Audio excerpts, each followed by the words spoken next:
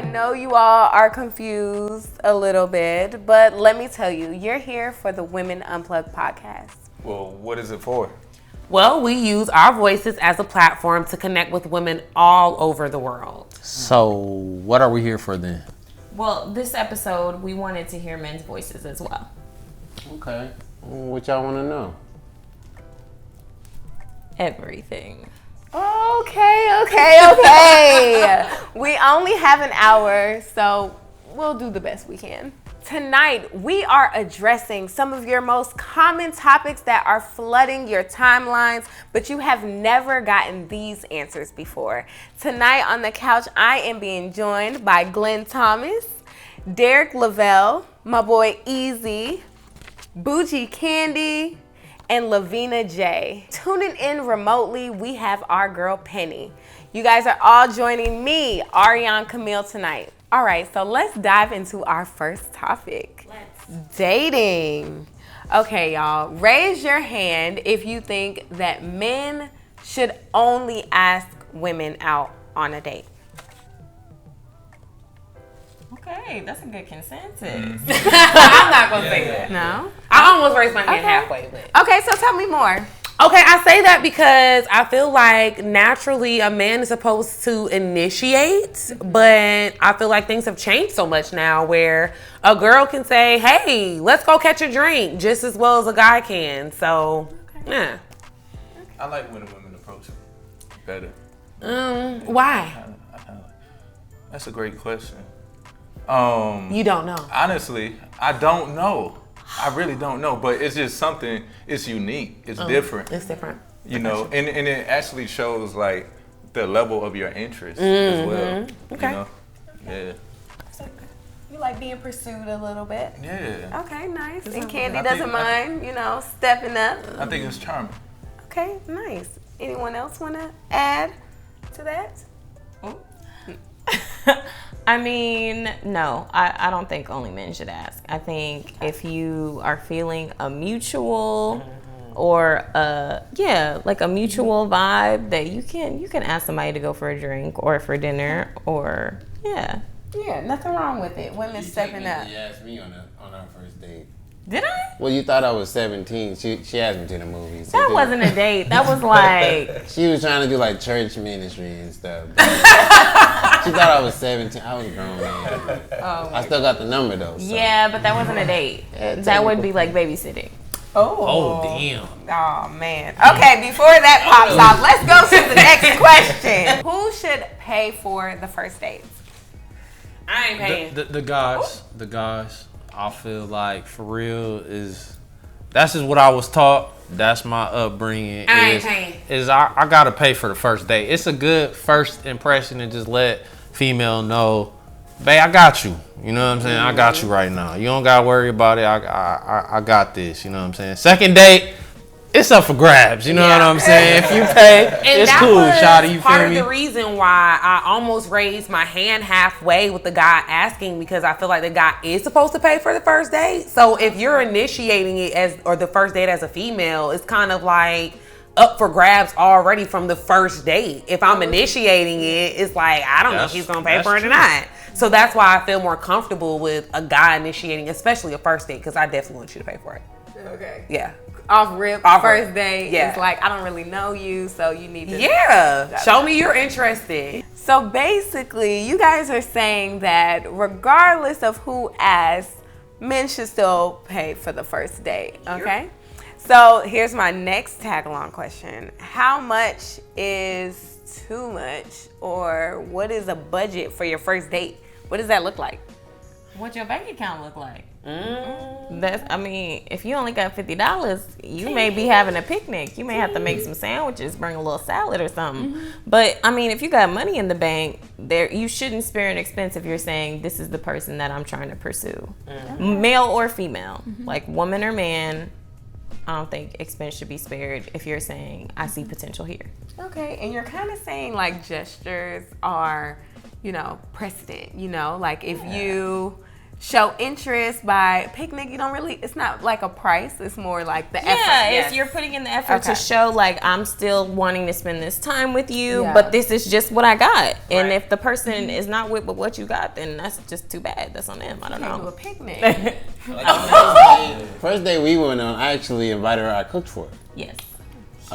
So Actually talked about that. Yeah. Yes, you did. and I wasn't broke, but I was did a just pay the bomb rent. meal. So you know, it was like that. just got her favorite dessert. You know, I did a little research, so it was the gesture. That's your gesture. Yeah, They want an exactly. extra mile. Yeah. I like that. Yeah.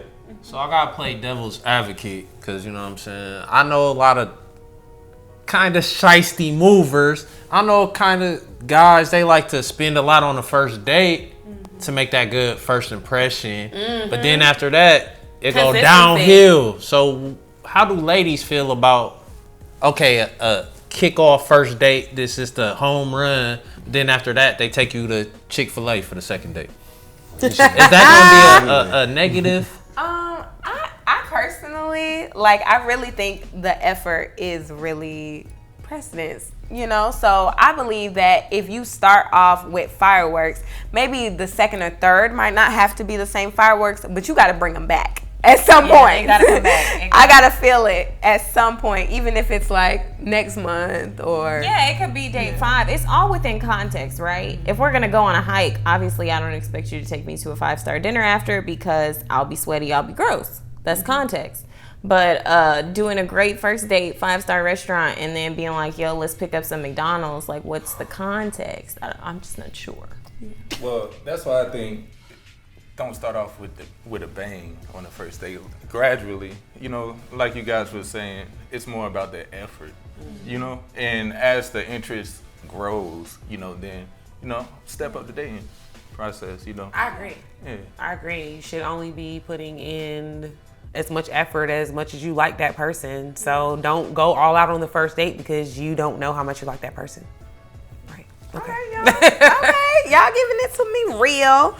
All right, so my next question is, for dating, what are absolute hell no's on the first date?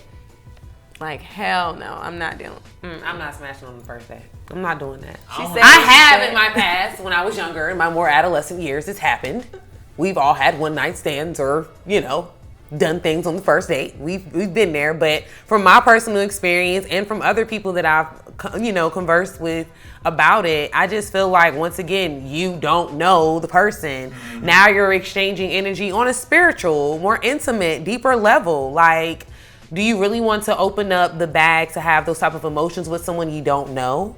So I'd rather play it a little bit more safe and just say get to know the person before you spend money, before you get intimate, before you just dive deep. Take a little bit of time to really get to know who you're trying to date. Smashing on the first date, I just don't see the relationship lasting long, you know? So, like, if someone, like, expects for the relationship to last long, I don't think, you know, just for me, you know what I'm saying? That's just not the case. Imagine you pick somebody up at the club and then you guys end up being together. You're gonna have a hard time trusting that person when they go to the club. And that's not even counting if they're mad, you know what I'm saying? So you gotta really consider what you're presenting to them, because that's a lasting impression. It's the first, but it's a lasting impression. Yeah. And I like what my G said about ramping it up, and you know, just as you're getting to know somebody, then the effort and the money and all the, you know, the things that you put into it should be increasing. So, you know, you should be able to impress them enough without feeling like you got to be swinging from the chandelier, because, you know, you don't run out of gas, you know. Yeah. So. Okay. Easy. Tell me, what's one of your hell no's on the first date? Either if you see somebody do something, you're like, hell no, or something that you just won't. I'm not trying to hear about your ex guy. I don't give a fuck about him. I don't care what he put you through, because when you start off relationships with baggage, that's just bad. You know what I'm saying? I feel like it's just a red flag. Now, nobody want to start a relationship on the Erykah Badu tip with all them goddamn bags, carrying all them bags. No, keep them bags at home. I don't want to hear about it.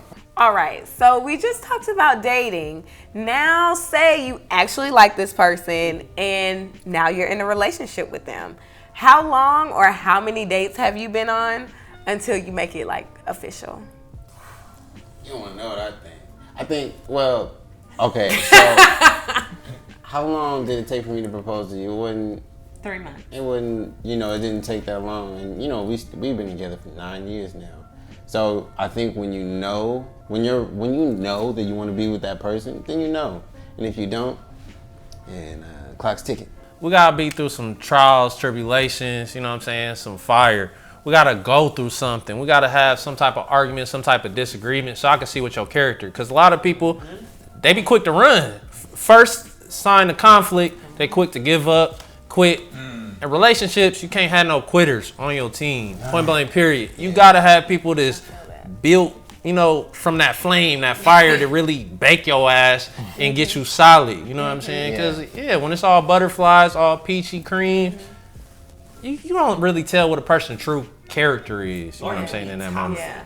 But see, Easy, you said something you said lean back to that fire. So that means that your dating game has to be a little strong. So once you get into those arguments, you know what you can lean on to, right? Yeah, sure. Right. Yeah. Gotta know your resistance. I think, I guess my question will be what kind of conflict? Because some people, there's different types of conflict.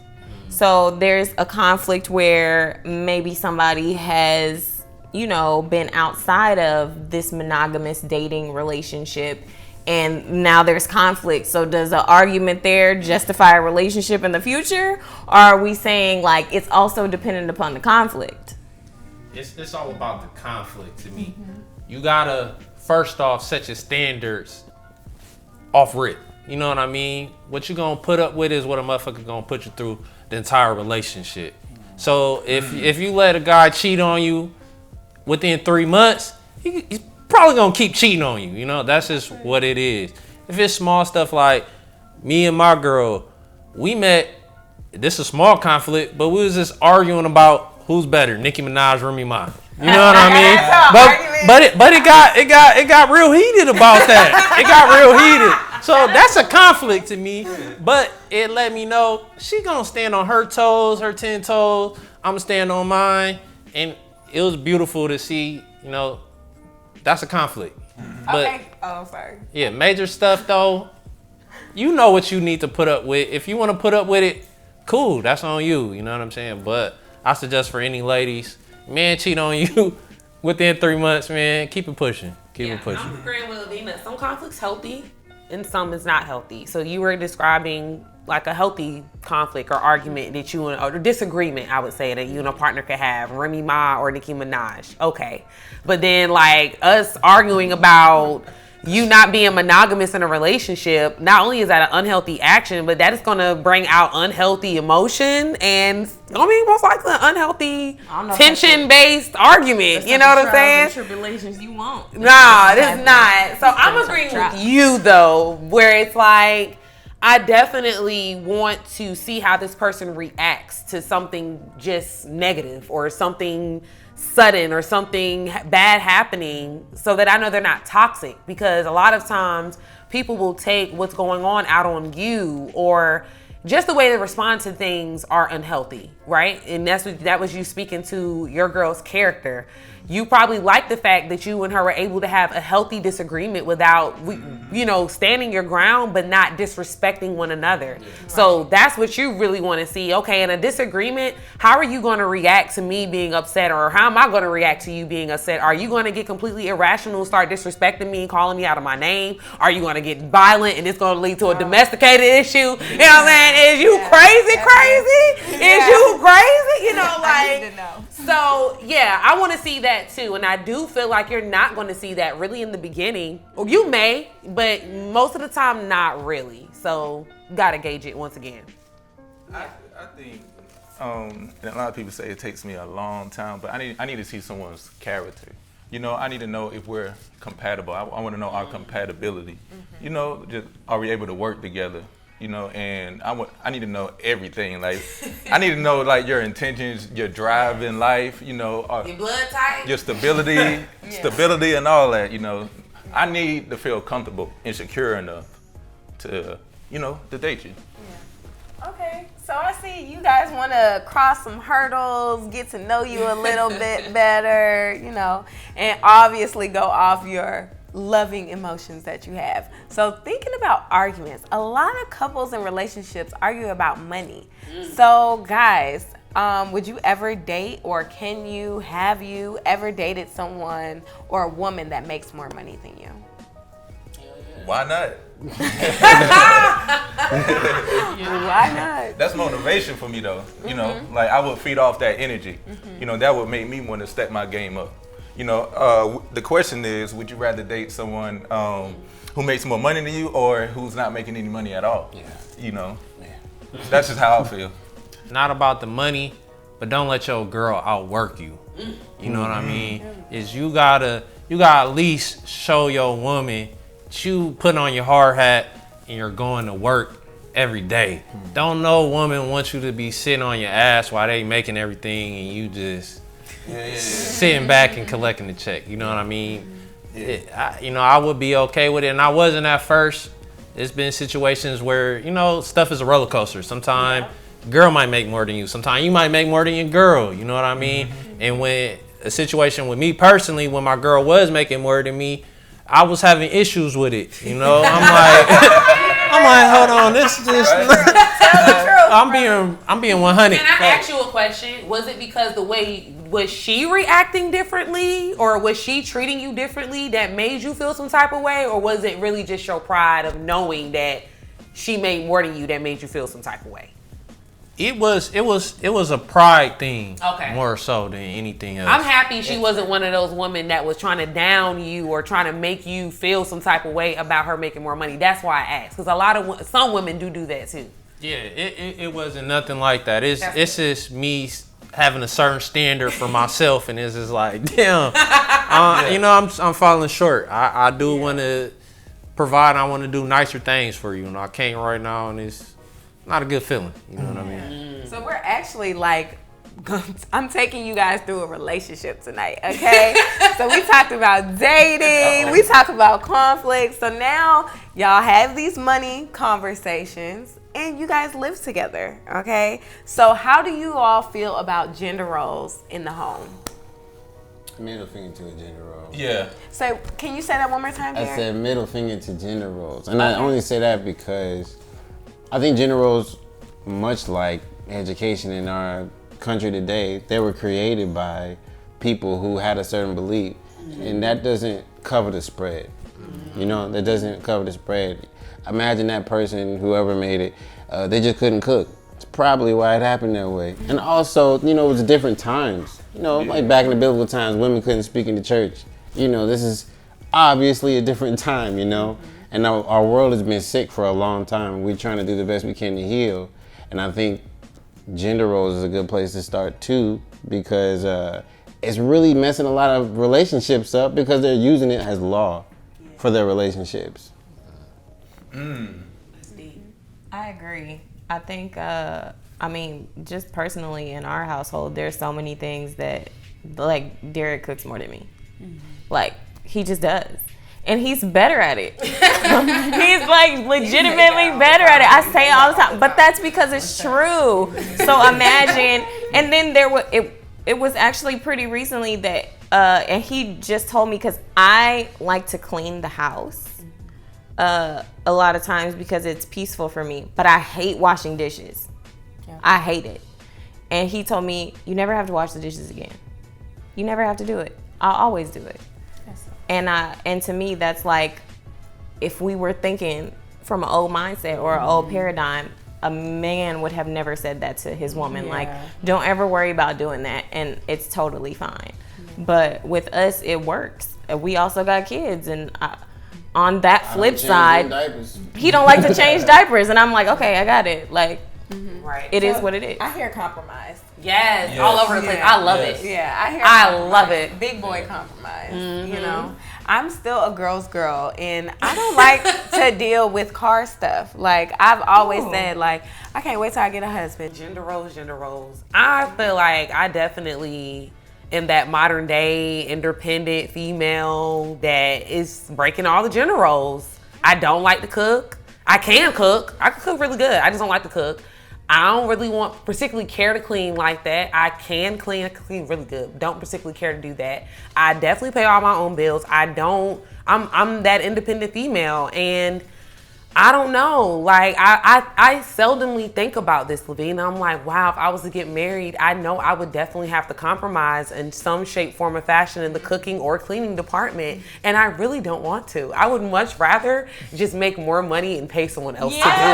I would much rather do that. And that is just so backwards, dog. No, it's not. You're actually assuming the gender role of a male, right? Because that was the breadwinner, but you went in the bread. You know what I'm saying? You don't want to come home and cook and clean and do all of that. You know what I'm saying? It's like a month. Exactly. So I do feel like, like even nowadays, I've accepted that, a lot more times with the way things are going with the Black community, you may be making more than your Black male counterpart if you do decide to stay within your race. So I've kind of already accepted that, but it's more so about the gesture. It's more so about me seeing that you are making an effort to still make your own bread and facilitate some kind of role of being my man, especially if we're living together at that point. But it's what works for you. Like, exactly. In a relationship, you know what works for you. What is good for the goose isn't always good for the gander. So if it don't work for you, it don't work. You don't have to do it. But if it does, then you will, and it does. Okay, so we have literally went through the waves of a relationship,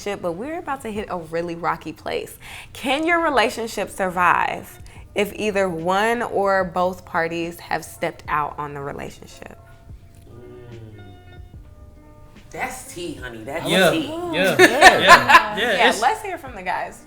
It's emotional and physical pain is very similar, so some people physical tolerance for pain is higher than others. And I feel like, too many times we put the judge. I saw how people was clowning Will Smith and what he can go through and what he can put up with. But I mean, if his emotional tolerance for pain, he's a strong man in my eyes for being able to put up with what he was able to put up with. He just can withstand more.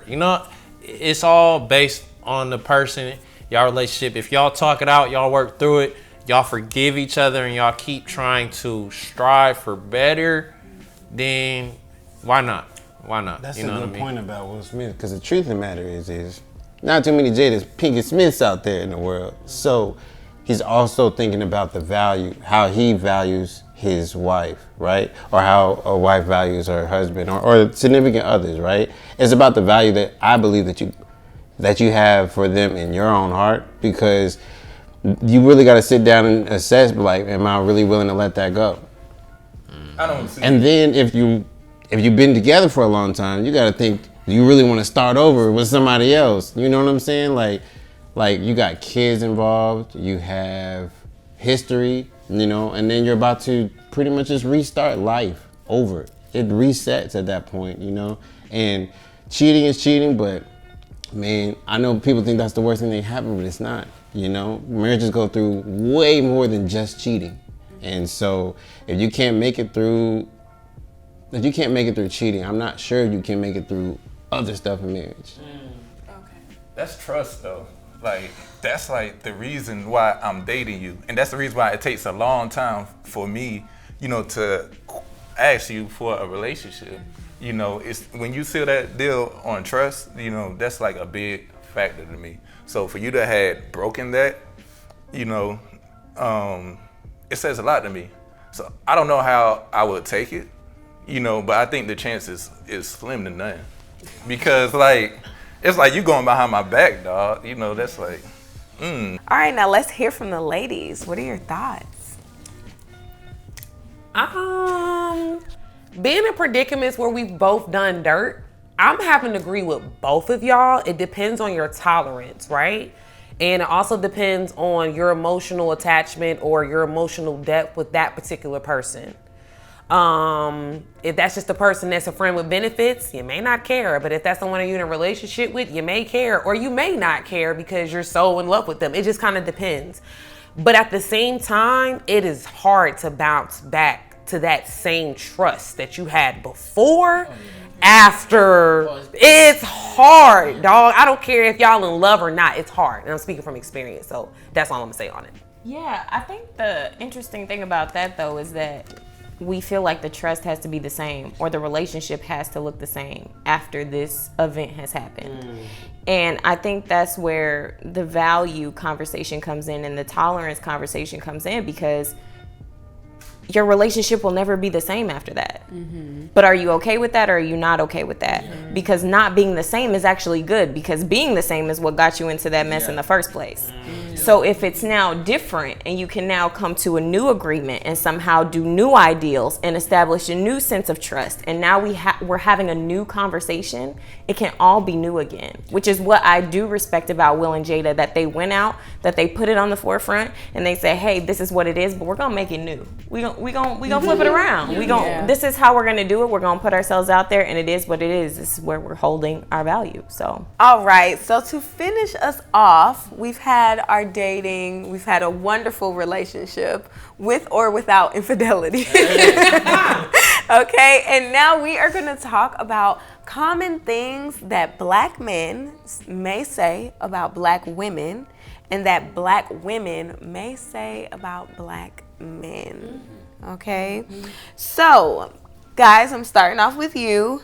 Do you believe that Black women are angry and aggressive? Yeah, they're aggressive. Black women are aggressive, but it's more of a survival, it's more of a need thing. I feel like Black men is more aggressive. You know what I mean? Like, I feel like we're more aggressive as Black people, but I feel like it's born out of, yo, we got to get it. Like, we be born in situations and circumstances that not a lot of people can relate to. So of course, compared to what, I'm not gonna put no other type of race, but any other type of race, it'd be a different type of thing. And any people that's disadvantaged are gonna be more aggressive no matter what. So I'll say that. I feel like we're the only ones that really can truly deal with each other though. I feel like it's a intensity that I've only been able to match with another Black woman. I haven't been able to match that with other races. It's either I'm too dominant, I'm doing too much. Okay, and you know, speaking from Black women, they feel like they might be overpowering to other ethnic races or whatever it is. So I just feel like it's a great balance that we bring to each other. You know what I mean? I don't think it's like quite a big aggression. You know, I could sense some type of slight, you know, aggression, but it's all on how you handle it as well over a spine. Like, I was on a Facebook post today. Yeah, and it was a woman who posted it, asking a question about men. So I knew what I was getting into. The whole post was women. So I knew I'm a man typing. So this is what happened. Man typing. You know, replying. So as soon as I replied, everyone just attacked me. But I was like, whoa, did y'all read everything? Because I'm really agreeing with y'all. I'm just giving you the advice of how a conservative single man, would deal with it. But after they, really read the whole thing, because they was like, oh, well, you typed the whole book, But I'm like, well, sometimes you got to it takes more than 2 sentences to get the truth from men. And that's one thing about us. Our communication has to increase on both sides. But like I said, it's all on how you handle the aggression, because everybody lightened up afterwards, because I'm like, just speaking my point of view maturely. Yeah. I grew up with 6 people in our house. There was 4 women. I had 3 sisters and a mom, and then me and my dad, and that was it. And he was in the military, so I was normally by myself all the time. I never experienced aggression or anger from any of my sisters, but that was because of me. I wasn't an aggressive or angry person, right? Our experience together didn't call for it. A lot of women are just dealing with people who ain't about shit, and that's when it comes out. But I haven't met a single race that when they're dealing with people who ain't about shit, that it doesn't come out. Because my sisters, they didn't change until they got in those relationships and they was dealing with those things that, you know, you try to say it one way, it don't work. You try to say it this way. All right, listen. You know what I mean? And I think everyone has a point where they get to where it normally comes from, where they don't feel like they're being heard. And black people, just as a race, we've been marginalized that way to where we have collectively not been heard. So, yeah, but there's a responsibility of the person who would say that about someone to realize you're not that good of a listener either. That's what I was really thinking. Like it all starts in the home because I'm a man who was raised by a single mother.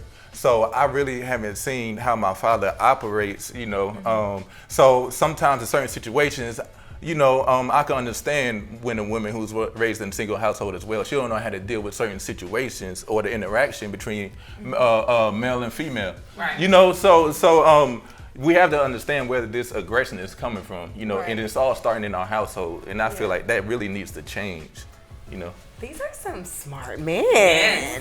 Okay, snaps to them. Okay, dropping gems, communication. You know, appreciating how someone communicates and understanding the why is so important. Okay, ladies, question: do you think that men who express themselves emotionally, who may be labeled as emotional, are they considered weak? No. Because I think it takes strength to be able to communicate the emotions that you're feeling. It's easy to lie. Anybody can lie. People lie every day. You ask somebody, hey, how you doing? How's your day going? And they're like, oh, good, fine. It's without a thought. Like, they're actually not considering what is going on, which is why, you know, we've come up with the phrase, you never know what somebody is dealing with, because the natural response is to just be like, oh, everything is okay. So to have somebody, which I do have somebody who communicates well their emotions, is a strength to me, because for me as a biracial woman, I'm Black and I'm Puerto Rican. So on both sides of the spectrum, Black and brown communities get labeled a certain way with like that aggressiveness, that spiciness, that abrasiveness. To help me communicate my emotions, because it wasn't actually something that I knew how to do well, because I did also grow up in a home with a single mother.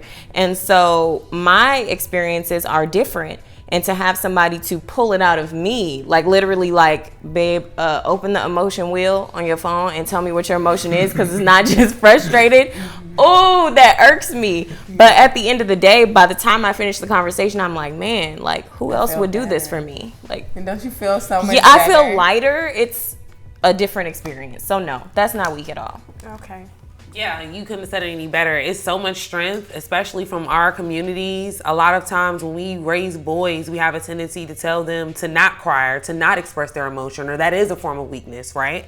So I definitely agree where you are able to effectively communicate your emotions. It's way more strength than that, because it's harder, because it's like you're already going against the grain of what you've been programmed or raised to do. You're already going against the grain of what your friends or your family may deem as acceptable, right? But you have to want to elevate on your own enough to say, hey, I want to be able to express my emotions, and omission is also a form of lying. So a lot of times, if we're not saying we're okay, we're just not saying shit at all, right? So that's even worse. So for me, I think it's so much strength in that, especially coming from Black males, where a lot of them have been conditioned to not express themselves in a healthy way, or just not at all. So yeah, I think it's so much strength in that. Okay, those were amazing answers, guys. Like, totally blew me out the water. But I have one that might top that. What do you believe are the primary reasons, or a primary reason, for broken families in the Black community?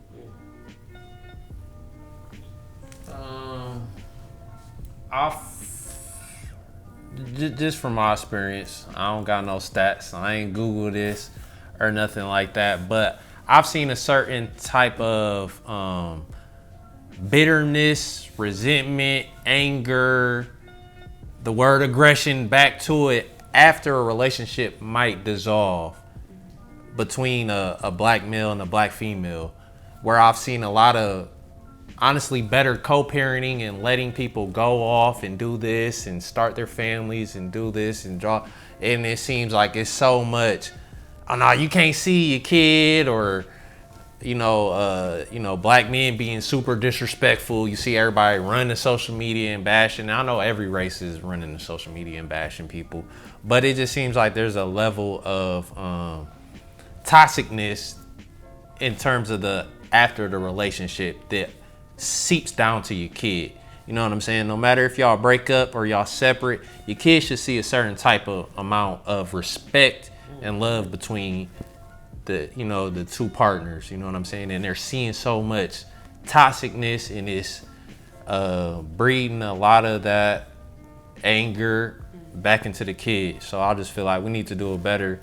Shit not gonna work out all the time. Right. But if it don't work out, y'all gotta at least remain a certain type of level respectful to each other, some type of love, some type of care that was used to conceive that child. Right. You know what I mean? People act like, I don't care about that black man. I don't care about that woman now. And it's like, but y'all did the do. You know what I'm saying? So clearly there was a certain care. Y'all need to remember that moment. Don't remember all the negative that got y'all split up, and put that into that child. Yeah, and for clarity, when we say broken family, we do mean like the miscommunication, the bashing, not necessarily single parent households. Okay. Because like you pointed out, Easy, which is so important, that co-parenting does work in a healthy relationship. So what are some other beliefs from you guys for broken families? Who's teaching us? Like, we got to remember, like, I had, if I went in New Jersey to visit my grandma for the summer or whatever, I would have people to help sharpen me.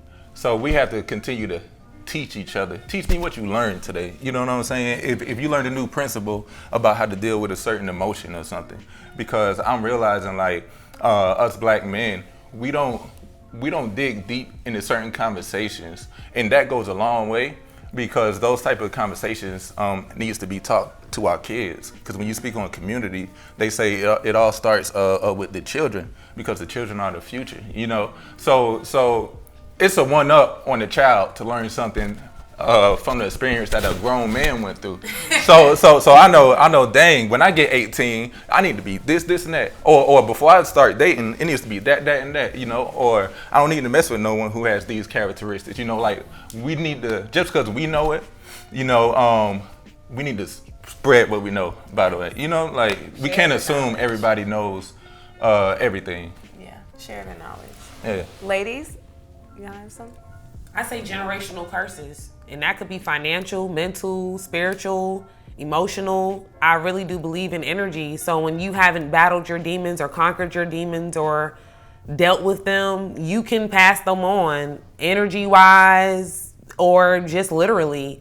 Whether that be you exchanging your energy with your child every day, or the exchangements that they see between you and your ex-partner or partner. Because whether, like you said, it could be broken, we could be together in the same household and be broken. Mm-hmm. So it's really about just breaking those generational curses. And from a lot of the oppression that we have been through as a race and being targeted on our history here in the States, it is a lot to deal with that we have to conquer. And I would prefer, or not me personally, I would think as a community, it would benefit us more if we actually acknowledged our demons and wanted to tackle them and deal with them and reach out and get the help and teach each other when we do get the help, or find new ways to deal with our demons and teach that upon one another, pass that on, rather than so much negativity or things that are kind of like lower vibrational even. Yeah. So I think it's generational curses. I agree. For me, it sounds like the heartbeat conversation is really what we're being taught. Mm-hmm. And I, for one, think that religion is probably the strongest infiltrator of marriages. And no matter which one it is, right? A lot of people's beliefs are so strong, how they believe, they like to project that on other people. And instead of accepting the other person, like imagine being in a Christian household, and then you have a son and he says, oh, I feel like a woman inside, or I feel like a girl inside. there's so many horror stories for all those boys that have that style, just countless. And the truth of the matter is regardless of the fact that the religion is about accepting other people and all the dirt that your religion may say that they have or not, that's not what happens. And I feel like that becomes the greatest divide, not just for families, but even just relationships. Because we can't just accept that the other person feels different. We want to control how they think, feel, say. You're not supposed to wear that. You're not supposed to do that. You're not. It's all about what you're not supposed to do. No one knows what to do. You know. So just being able to communicate to yourself what you need to be working on personally. I feel like, you know, you go to church with somebody and your auntie be like, "Did you hear the preacher?" No, did you hear the preacher? Did you hear him? Did you hear? You know what I'm saying? Because I came here to work on me. I didn't come here to work on your problems, you know? Yeah, I think it is understanding the ripple effect that happens after someone has experienced trauma, which we're all kind of saying the heartbeat. But even though, like, we as a generation have not been directly affected by slavery, there is a ripple effect of trauma that happens for all people of color, and it has been happening for generations. But the fact that we don't speak about those remnants, those things that are going on to the next generation, like how we're saying to teach the kids, I think never speaking about the fact that you're going to feel some type of way about it, and communicating and actually having conversations around that. Because imagine had grandma or grandpa or auntie or uncle said, "Hey, this didn't happen to you, but it did happen to your great grandmother." And so understand that, you know, when you experience this type of situation, you may feel like a little bit overwhelmed. You may get some anxiety. You may start to get angry. You may feel a little bit violent. And talking about all of those emotions out, so that way somebody doesn't feel ostracized or outside for saying, "This is how I'm feeling." Or if somebody, like, what if somebody said in a broken relationship, "I feel broken"? What if somebody actually said, "I just feel broken"? But we don't. And I think a really good thing that would help us in the future is to just have those conversations and that communication to say, this happens, this can happen, or just this is how I'm feeling, and not making somebody feel worse or more broken for saying that that is how they're feeling, as opposed to just ignoring it or acting like it doesn't exist, or getting angry and being bitter and holding it all inside and then projecting it onto the rest of the world. Yeah. I mean, you guys really touched on some amazing things, from identifying your trauma, being able to talk about it, recognizing that everyone is different, accepting people for who they are. Like, these are all things that could really mend families. All right, y'all. So to wrap this up, I'm going to go around and I want everyone to give a solution in one word on how to improve the relationship between Black men and Black women. Mine would be communication. Vulnerability. I would say openness. Forgiveness. Commitment. And I would say acceptance.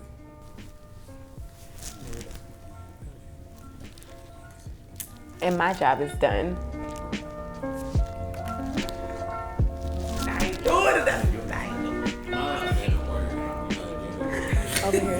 Thank you to our listeners and supporters for plugging in with us. It is because of you that we will continue to use our voices to bring awareness. Yes, you have heard our cries, our laughter, but most importantly, you've witnessed us support each other through it all. So make sure you follow us on all of our social platforms. That's Facebook, Instagram, and Twitter at @WomenUnplugged_. All of season 1's episodes are streaming now on all major platforms. And of course, you can catch us here on YouTube at Women Unplugged Podcast. We'll see you soon. Bye.